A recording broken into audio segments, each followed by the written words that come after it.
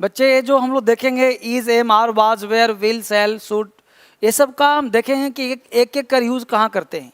यहाँ पे आप देखो इज, एम, आर का यूज़, वाज, वर का यूज़, विल, सेल का यूज़, है ना। तो एक एक सेंटेंस का हैज़, हैव का यूज़, तो एक एक वर्ड का हम लोग यूज़ करेंगे विथ एग्जाम्पल, ताकि आप पहले आप अंतर समझ पाओ। तो पहले आप देखिए इज, एम, आर।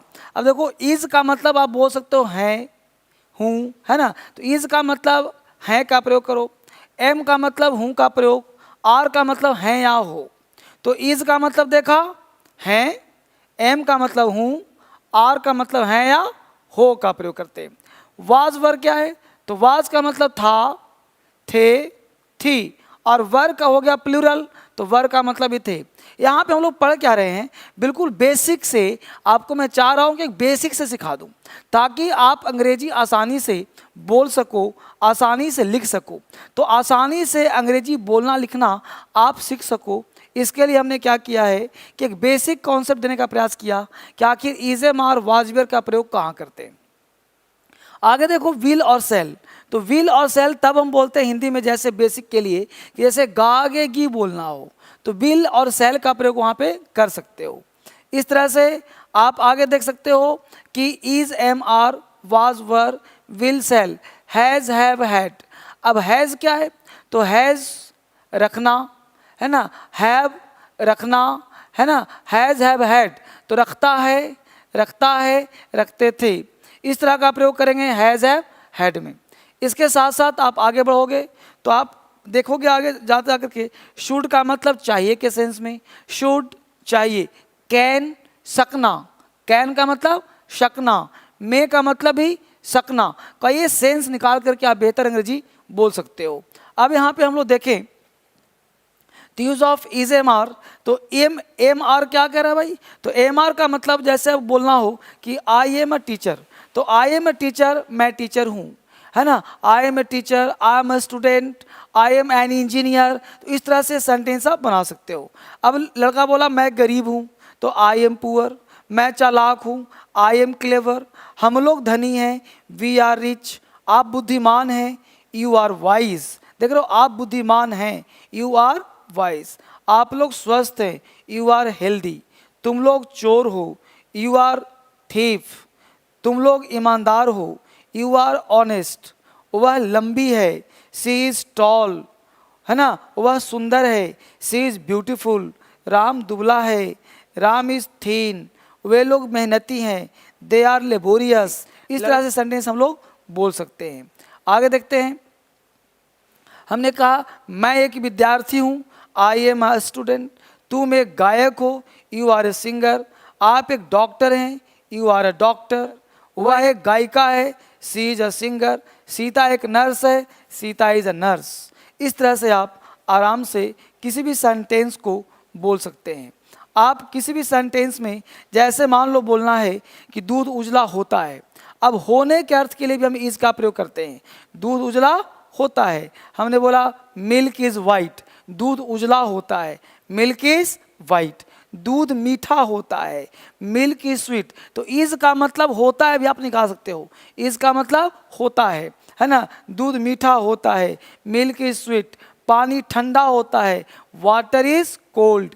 चीनी मीठी लगती है या चीनी मीठी होती है, शुगर इज स्वीट। तो लगती है, होती है को भी आप इज, एम, आर से प्रयोग कर सकते हो, है ना। चीनी मीठी होती है, शुगर इज स्वीट। चीनी मीठी लगती है, शुगर इज स्वीट।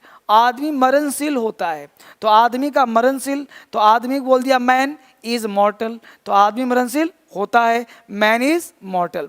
शिक्षक दयालु होते हैं, teachers are kind, teachers are kind. देख रहे हो, इस तरह से आप याद करो। बच्चे नटखट होते हैं, children are naughty, children are naughty. आप बस लगे रहें, अंग्रेजी आपका स्ट्रांग हो जाएगा। बच्चे नटखट होते हैं, चिल्ड्रेन आर नॉटी। सूर्य गर्म होता है, the sun is hot, the sun is hot. दूध लाभदायक होता है, milk is useful, milk is useful. आम मीठा होता है, the mango is sweet, the mango is sweet. गरीब ईमानदार होते हैं, the poor are honest, the poor are honest. इस तरह से आप इसका प्रयोग देख सकते हो। आगे हम लोग देखें वाज वेयर का प्रयोग। यहाँ पे वाज वेयर की बात करें बच्चे, तो वाज वेयर से भी आप जितने चाहो सेंटेंस बना सकते हो। वाज वेयर यहाँ पे हम बोलना चाहेंगे कि वाज और वर को आप एक्सिलरी वर्ब और मेन वर्ब की तरह यूज़ आप कर सकते हो। जैसे कुछ लोग बोलते हैं मैं गरीब था, तो आई के साथ वाज लगाएंगे, आई वाज पुअर, मैं गरीब था। हम लोग तैयार थे, वी वर रेडी, हम लोग तैयार थे। आप थके थे, यू वर टायर्ड, आप थके थे, यू वर टायर्ड। तो यू हो गया सब्जेक्ट और वर था थे थी, तो यू वर टायर्ड। सीता लाचार थी, सीता वाज हेल्पलेस, वह लंबी थी, सी वाज टॉल, है ना। वे लोग अशिक्षित थे, दे वर अनएडुकेटेड, दे वर अनएडुकेटेड। लड़के तैयार थे, the boys were ready, the boys were ready. वह एक किरानी थी, सी वाज अ क्लर्क। हम लोग हाकिम थे, वी वर ऑफिसर्स, हम लोग ऑफिसर्स थे, है ना। वे लोग डॉक्टर थे, दे वेयर डॉक्टर्स। रामू और गोपी किसान थे, Ramu and Gopi were farmers. वह एक डॉक्टर थे, ही वॉज अ डॉक्टर, है ना। इस तरह से आप सेंटेंस बना सकते हो। आप चाहो तो आप इस सेंटेंस को इंट्रोगेटिव भी फ्रेम कर सकते हो। जैसे बोलते हैं ना, क्या मैं गलत था, वॉज आई रॉन्ग, क्या मैं पागल था, वॉज आई मैड, क्या वे दुखी थे, वर दे सैड, क्या सीता सुंदर थी, वाह सीता ब्यूटीफुल। इस तरह से अंग्रेजी बोलना लिखना आपके लिए काफ़ी आसान हो जाएगा, है ना। आप इसको सेंटेंस को इजी से मान लो, आपको विल बी और शैल बी से बोलना है ना। तो विल बी शैल बी का मतलब जहाँ पे गा आगे का सेंस होगा, तो गा आगे की जहाँ बोलना होगा वहाँ विल बी और शैल बी का प्रयोग कर सकते हो। जैसे मैं बोलूँ मैं खुश रहूँगा, आई शैल बी हैप्पी, मैं खुश रहूँगा, आई शैल बी हैप्पी। मैं तैयार रहूँगा, I shall be ready, I shall be ready, मैं तैयार रहूँगा। हम लोग भूखे रहेंगे, we shall be hungry, we shall be hungry. Sita बीमार रहेगी, Sita will be ill, Sita बीमार रहेगी, सीता विल बी इल। वे लोग ईमानदार रहेंगे, दे विल बी ऑनेस्ट, वे लोग ईमानदार रहेंगे, दे विल बी ऑनेस्ट।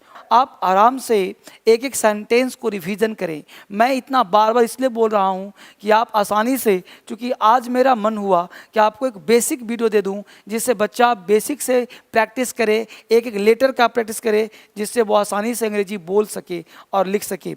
इस तरह से आप आराम से सेंटेंस बोल सकते हैं, लिख सकते हैं, है ना। आप आराम से किसी भी सेंटेंस को बोल सकते हो। अगर आपको यहीं पे हमने कहा कि हैज़ हैव का प्रयोग, हमने कहा मेरे पास एक कलम है, आई हैव अ पेन, तुम्हारे पास एक कलम है, यू हैव अ पेन, लता के पास एक कलम है, लता has a pen.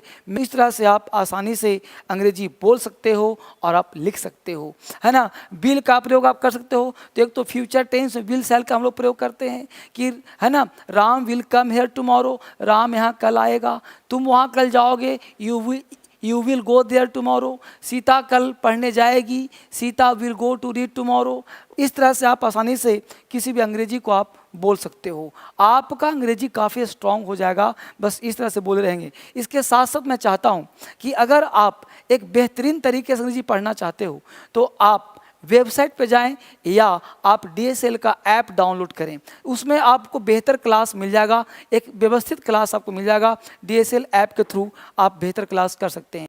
Online offline आप घर बैठ के भी क्लास ले सकते हैं। पूरा वीडियो देखने के लिए बहुत बहुत धन्यवाद। यह वीडियो आज का हमने एक बेसिक एक्सपेरिमेंट किया है आप लोगों के लिए, इसको आप देखें। अगर बेनिफिट मिलता है तो और वीडियो बना दिया जाएगा और आप मुझे इस पर बताएं।